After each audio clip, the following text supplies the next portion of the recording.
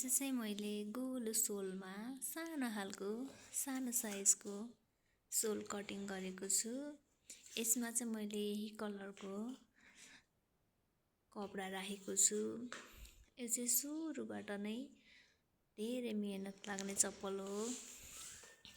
धेरै मेहनत पनि लाग्छ अनि यो बलियो हुन्छ अरू चप्पल भन्दा, रेडिमेड सोल भन्दा। यसले चाहिँ हाम्रो खुट्टाहरू दुखाउने गर्ने पनि गर्दैन। धेरै राम्रो हुन्छ यो चप्पल। यो चाहिँ 100% नै हस्तकलाबाट बनाउनु पर्ने चप्पल हो।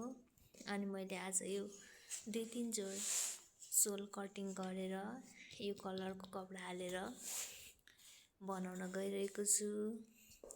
कस्तो हुन्छ आज मैले यति गरेको छु। अब यसमा मैले छेउछेउमा गमले टाँस्छु अनि त्यसपछि थोरै सिलाउने पनि गर्छु अझै बलियो होस् भन्नको लागि।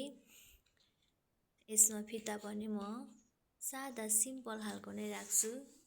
कस्तो देखिन्छ म हजुरहरूलाई रेडी भएपछि देखाउँछु।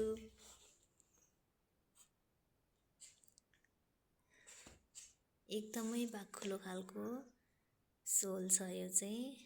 यो कटिङ गर्न चाहिँ धेरै नै गाह्रो हुन्छ अनि एकदम हार्ड हुन्छ यो चाहिँ। अनि बलियो त्यही भएर बलियो पनि हुन्छ। अरू चाहिँ म यो बनाइसकेपछि कस्तो देखिन्छ यसको फाइनल लुक्स म हजुरहरूलाई देखाउँछु। हेरिदिनु होला।